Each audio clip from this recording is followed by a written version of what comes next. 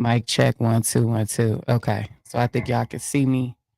I think y'all can hear me. This is so impromptu. Like I just had a moment and I need to talk about it real quick because I think that it's important for people to understand. Like I get up here and I talk about everything else, but I gotta be real just for 1 second. Um and this is just I guess this is a part of God like working on me and pulling back the layers of what I got going on, right? Because there's no way that I could be this example and get up here and say, I'm doing this, I'm changing, I'm growing, I'm living, and I not be honest about what I'm going through. I'm gonna try not to cry because I'm overwhelmed a little bit. I'm frustrated with I'm just frustrated. I'm frustrated with a lot of things that I'm gonna talk about what I got going on right now. So this is a personal moment. Okay. So you're getting to know me personally. And I think that this has to be a part of my journey as far as this platform, letting people know that it's real out here. But how you handle everything, right? And when you're growing and you're changing, you really got to do it. So most of you all know I've been very open about recently relocating back to San Antonio, Texas. All right. I'm gonna catch y'all up a little bit. A lot of y'all don't follow me on my YouTube platform, so you don't know the story. So today I'm gonna be transparent and vulnerable. Oh God. First let me say, God, make sure I say this stuff right because I don't want to mess up. But I retired a couple years back in 2022. And no, I'm sorry, 2021. And I relocated to San Antonio upon my retirement to move with what was my together at the time husband. He had served the sentence, and he came home. He might be mad that I'm sharing this, but I don't care. This is my story. This is with respect to him. All right. He had a situation. He came home. We mutually decided that we was going to try to make things work. I came to San Antonio after my retirement and I put every dollar, everything that I had into moving here the first time. At the time, it was me, my oldest son, and our child together. And we moved. We moved. I knew from the first moment that I got here, based upon his reaction, that something was going to happen. He wasn't happy to see me, but that was okay, right? To me, anyway. I felt like I was doing the right thing. I moved, got a place, we got settled, we resided together. He made a handful of choices based off of past pain. All right. He made a handful of choices based off past pain, pain that I had caused. Okay. I am guilty of not being perfect, not always being the perfect person that he needed, not being the perfect wife. He did not go through things by himself. However, I had grown. And unfortunately, he didn't give us or himself time to see that in me. And he made some choices that led him to some outcomes that I'm gonna say this. I don't think that he was happy with. All right. But it was what it was. Um, I had lost my mind.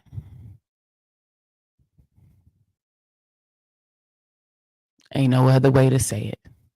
He was expecting another child, and I didn't know what to do. Okay. I did not know what to do. And I went through it. When I think about where I was, if I ever didn't know that God was real, I know now, because that's how low and dark that space was that I was in. All right. I was depressed. I was suicidal. Straight up. I had thought about that. And that's why I say never, because you don't know what situation you'll be in to get you into a space, which also leads me to nothing comes before God. Nothing in your life should ever come before God. Not a man, not your kids, not a woman, nothing. So when you hear me say today that God is the be all, end all in my life, I mean it. And I mean that thing differently, because it was only me and God in that room.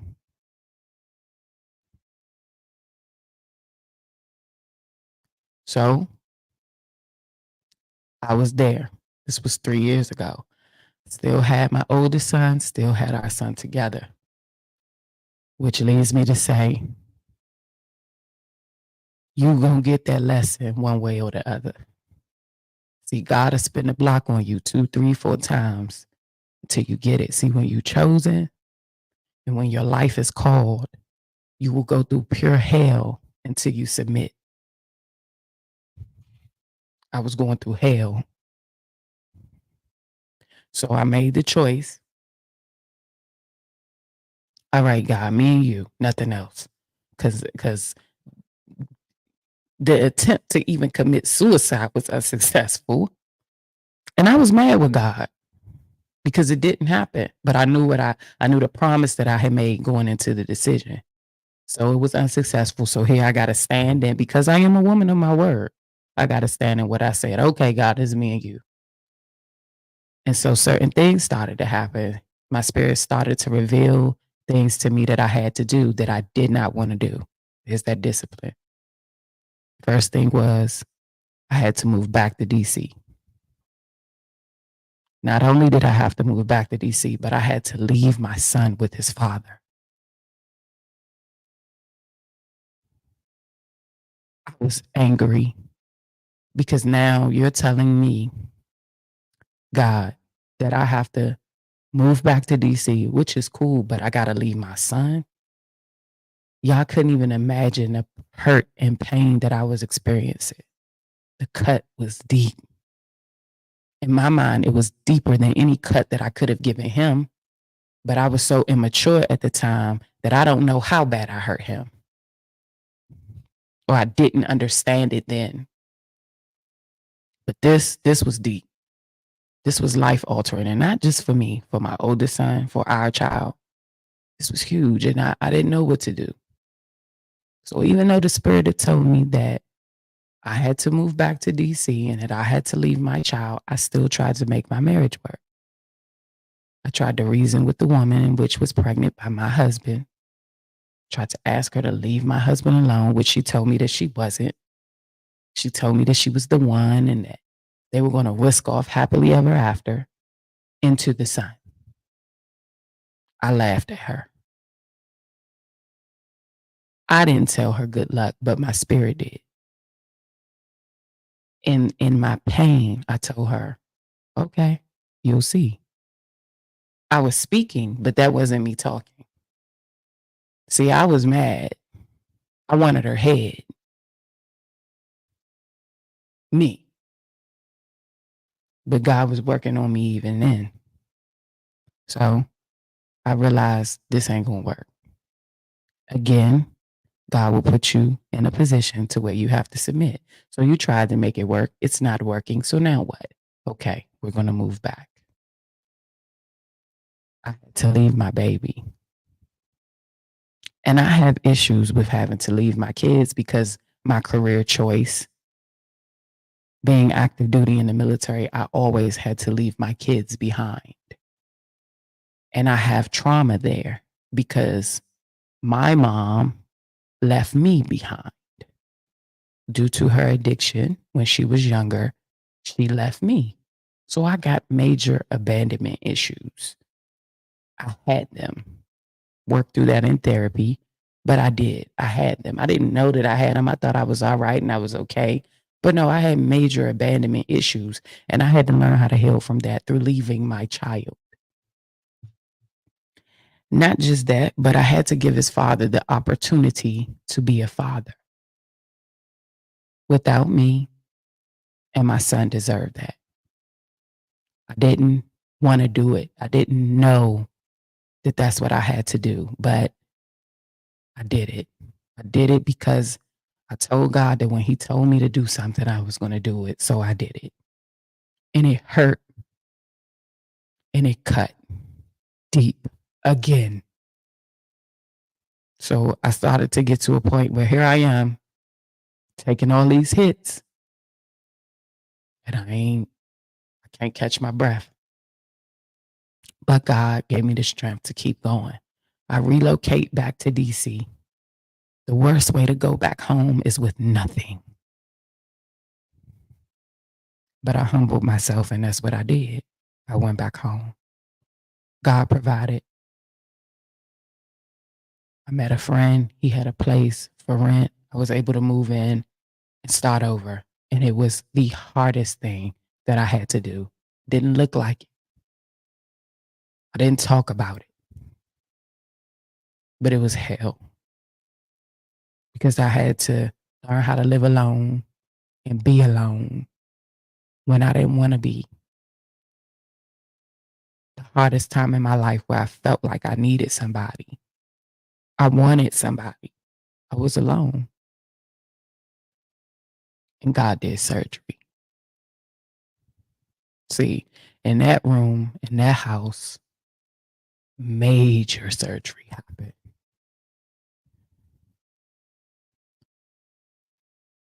And God's work began. It was nobody else but me and him. And I had to do some hard work. See, during that time, I had to clean out my own bag of bull. All that mess I was carrying around for years, all that pain, all that hurt, all that turmoil, and all the messed up ways about me, I had to accept and do the work to become better. And I didn't want to, but I did by myself, just me, lonely, but necessary. I did the work. I get on my feet. I tell God that I want to be of service. I want to help people. And I became a opportunity presented itself for me to go and be a cheerleading coach, which then led me into a position in DCPS. So for the past 10 months, that's what I was doing before I left. I get a call from my son's father. Yo, you thinking about coming back to San Antonio? Me, I'm like, hell no. What you mean? Absolutely not. He like, well, it'll help me if you came back. You know, I be on the road trying to get this job on the road on the oil rig, this, that, and the third. You know, it's better for me to leave Zai with you. So the thought crossed my mind. But then I was like, nah, hell no. I was like, nah, me. So I go see my son a couple times a year, and I went to go and see him. The last time that I went to go and see him, my spirit spoke to me and said, ask Zamir. You know, keep in mind by this time, me and his father had talked a couple times, and he had asked me a couple times about coming back to San Antonio, and the answer was always no. Coming back there for what? But the last time I came and seen my son, I I asked him. I said, I want to talk. Let's talk. Come on. So we go sit in the room. I make him get off the game. I'm like, if you could have anything that you wanted, like if you could have things your way, you know, I know it sucks with me living away and this If you could have it your way, how would you have it? Are you cool with how things are with me coming to see you? I know you enjoy living with your dad, but I want to know how you feel. And he told me if I could have it my way, you move back. I said, why?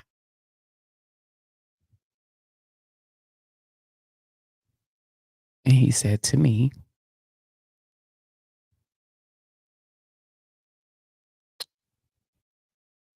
I want to enjoy the moments with you in high school the same way AJ did. AJ being his older brother. I won't be mad if you don't come back though, Ma. I understand why you left. My baby says this to me. My son, who at the time was about 11, 12 years old, he tells me that he understands why I left and that he won't be mad at me if I don't come back because he understands.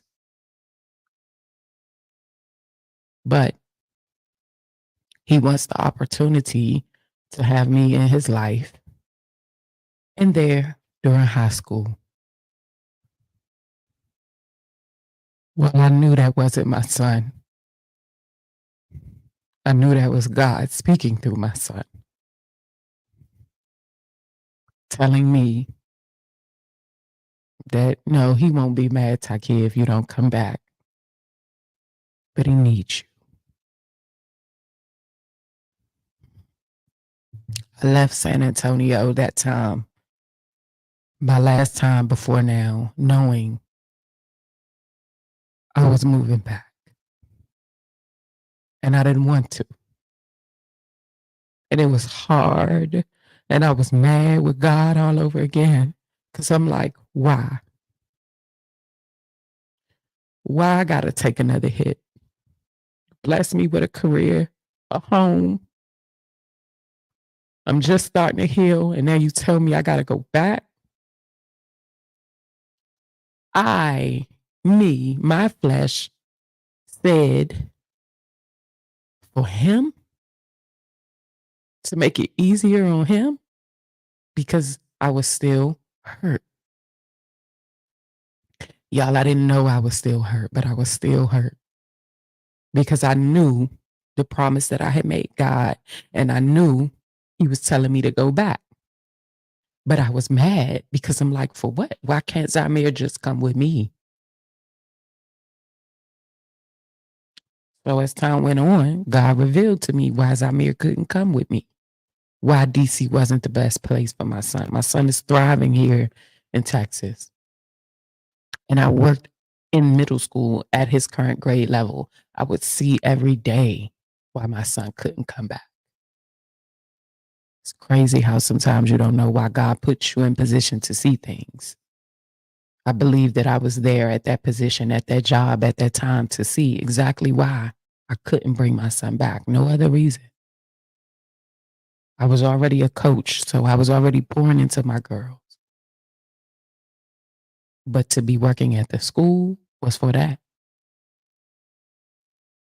I knew exactly why my son couldn't come back. No matter how many conversations I tried to have with myself to tell him he should come back here, I knew why he shouldn't. But while God was showing me that, he was also showing me why I had to go back to Texas. When you choose to give your life to God and live on his purpose, on his move, it ain't about you. You will go through hell and high water and suffer. But when there is a light that's in you, when your life is called, when you are different, and I'm talking about for real, I ain't talking about for fake. I'm talking about like when you really different, you know you got to do what you called to do because there's something in you that the world has to see. I ask myself and have asked myself this question, why me? I say all of this to bring you to what has happened to me today. Y'all, it cost me about $13,000 and some change to move. That was every dollar I had. every dollar that I had saved up for moving, getting back on my feet. Now I'm starting to save some bread, right? And a lot of people might say, Ty, that ain't no money. Yeah, it ain't no money. But I was starting over by myself. It was something to me. So I had to use everything I had saved plus everything I had to get up and come back here. So all this work that God had done on me, now we gonna see. See, I had a moment today before getting up here.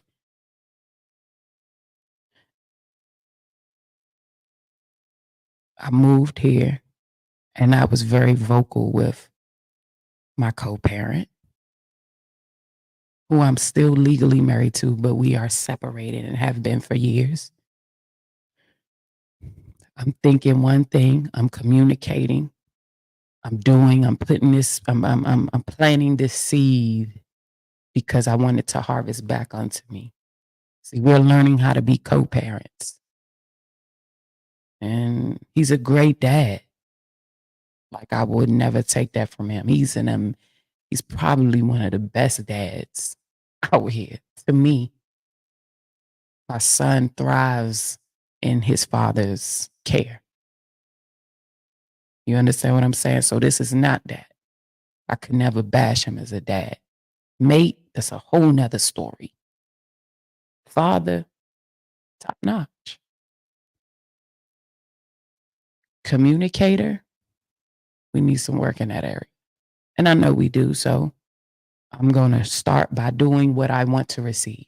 So I'm being as transparent as I can be with him and with y'all right now. Yo, listen, I ain't got it.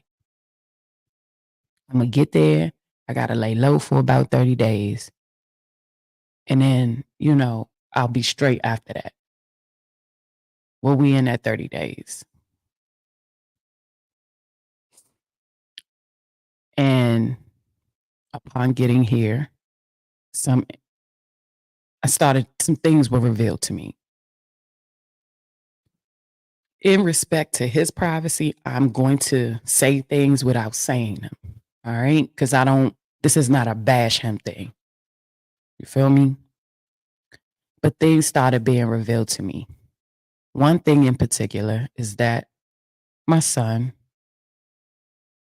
needs some things that I thought he already had, and he doesn't have them. I don't know why. I said nothing in the car. He took me to drop off my U-Haul truck, brought me back home, but I'm listening to him talk. He's having a phone conversation, like I'm listening to him talk, and he's saying certain things so that I can hear it. See, I know this guy. Gotten to know him over the years, so he's throwing things out there for me to catch it. Hasn't always been honest and the best, so I know how he moves. You feel me? But I'm catching what you're throwing. And even though I thought that this wouldn't be the case, y'all, this is the case.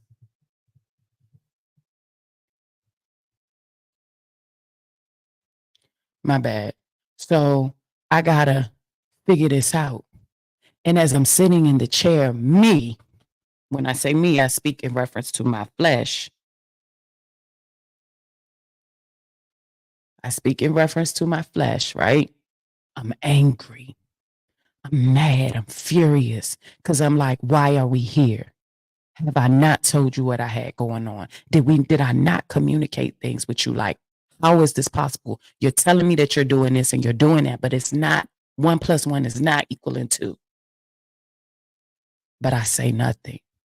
When I tell y'all the spirit keeps me still, I say nothing. I come into my house and I break down in tears. So bad. And I am yelling and I am crying and I am telling God, why am I going through this? Why is this happening to me? What is this? Why am I in this position? Why are you doing this to me? I'm not one to ask for help. Hell, I never really needed it. could always kind of provide for myself and make ends meet and do what I need to do. Like, why you wait until I get here to have to do this like this? And y'all, I'm sick about it. Me, my flesh. So I talk to God because that's all I know to do. Like, I don't want to be here. I don't want to go through this. You bless me, you get me here, you show me the way. I mean, it all work out and now this.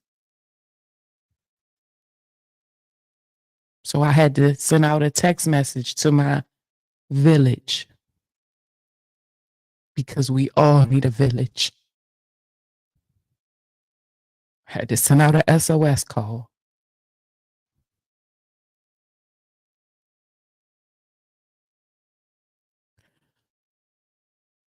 And they responded with love and support and care. God will provide. And I am grateful to be able to say that I have some real ass sisters and friends and family member who stand in a gap with me.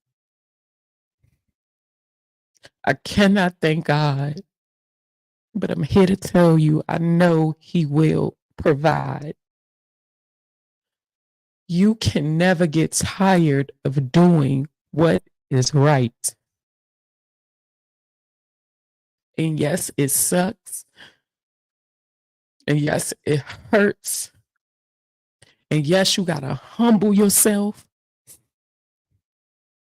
But when you are called, when God has put something in you for the world to see, you have got to do what's right. And this ain't no sympathy because I'm all right. And I'm going to be all right. I ain't looking for that. I'm just here to let somebody know, number one, you're not alone.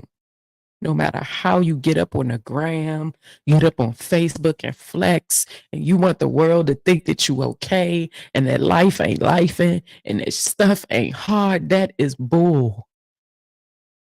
Humble yourself, swallow your pride, and if you need help, reach out. This life is not easy, and we are not supposed to do this thing alone. Get you a village of people who will help you when you need help and who you can help when you're able to, not people that's going to use you,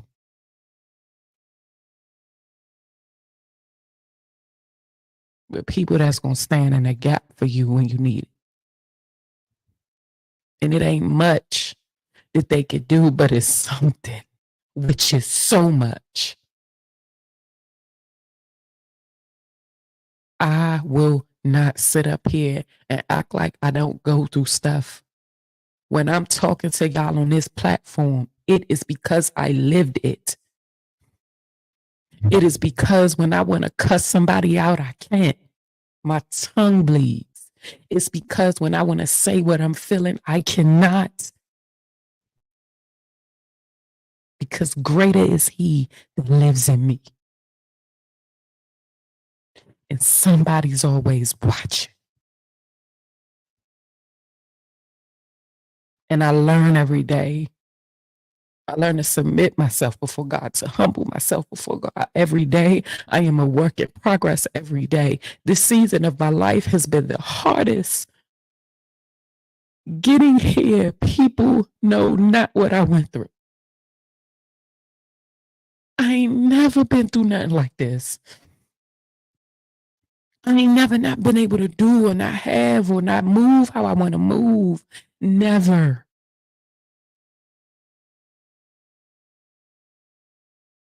As I was crying and as I was going through, I said what I said to God. He said, get up. Get up. Go live and let the world know. And I was like, huh? What you mean? Like, I don't want people to know why? Why you don't want people to know you going through something? Why you don't want people to know that you might be struggling? Why have I not brought you through? Go and do the work that I need you to do. So I say that to say when you see somebody going through something, if you can't help, be quiet. And when you see somebody shining and you say to yourself, oh, how they get this or how they get that, watch your mouth. Because you don't know the hell or anything that anyone has been through. I was talking to somebody the other day and they said, Ty, you so lucky.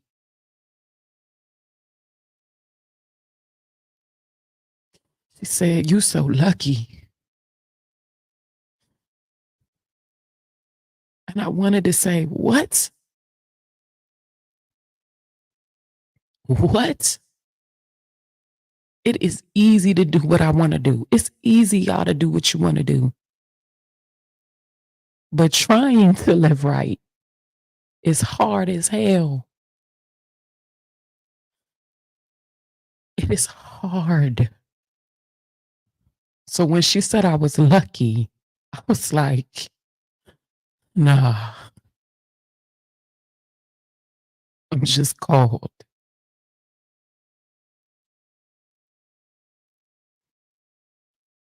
I had to get up here and just share that, man. Share a little bit about how I got here, why I'm here. I'm here for my son. You know, a lot of people may ask, like, why she go back? I ain't want to. I ain't want to come back here. But my child, my children are worth everything to me. And God's purpose for my life is worth even more than that. So that's why I'm back. And I don't regret it. Thanks for letting me share. I'll see y'all tonight for Talks with Ty Tuesday. I'm out.